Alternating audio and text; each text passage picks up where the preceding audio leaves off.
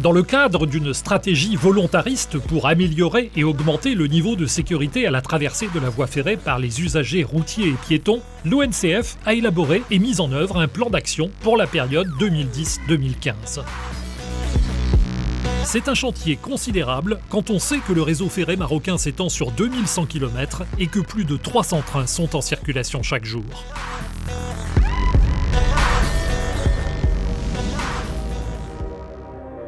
Le 14 novembre 2012, à Bengrir, le plan d'action pour sécuriser la traversée des voies a été présenté à Sa Majesté le roi Mohamed VI. Ce programme d'1,5 milliard de dirhams est financé par l'ONCF, le ministère de l'Équipement, du Transport et de la Logistique, la Direction générale des collectivités locales, les régions et les communes. Le plan s'articule autour de 5 axes. Le premier axe concerne la séparation du trafic routier et du trafic ferroviaire sur les zones classées prioritaires. Il consiste à remplacer les passages à niveau, points de croisement entre routes et voies ferrées, par des ouvrages différenciés. C'est ainsi que le programme prévoit le remplacement de 180 passages à niveau sur un total de 440 par des ponts-routes, ponts-rails ou par des aménagements et déviations des circulations vers des franchissements existants. La cadence de remplacement des passages à niveau, qui était de 15 par an avant ce programme, est passée à 20 en 2012, puis à 40 en 2015. Ce programme est réalisé à 92%. Le deuxième axe concerne la sécurisation de la traversée de la voie ferrée sur les zones de deuxième priorité par l'équipement des passages à niveau par des systèmes automatiques d'annonce et de fermeture qui interdisent la traversée de la voie à l'approche d'un train. Ce système, installé pour la première fois au Maroc en 2013, fonctionne comme suit. Lorsque le train approche du point de croisement et à une distance bien définie, des feux rouges routiers s'allument et une sonnerie se déclenche. Puis des barrières s'abaissent automatiquement et ferment le passage jusqu'à dégagement complet du train.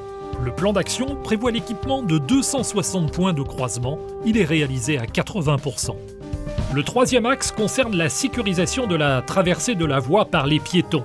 Il consiste à construire des ouvrages de franchissement, passerelles ou souterrains, permettant aux piétons et aux animaux de franchir les voies en toute sécurité. 50 passerelles ont ainsi été construites ou sont en cours de travaux.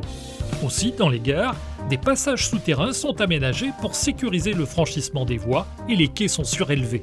Le quatrième axe concerne la lutte contre les intrusions clandestines sur les emprises ferroviaires. Il consiste à construire des murs de clôture sur les zones sensibles et canaliser les usagers vers les franchissements sécurisés. Le long des voies, 200 km de clôture en béton armé sont installés dans le cadre d'un programme qui prévoit l'équipement de 300 km. De même que 710 km de clôture métallique sur un programme total de 900 km. En plus des actions physiques, la sensibilisation des usagers est un autre axe important de la politique de sûreté et de sécurité de l'ONCF.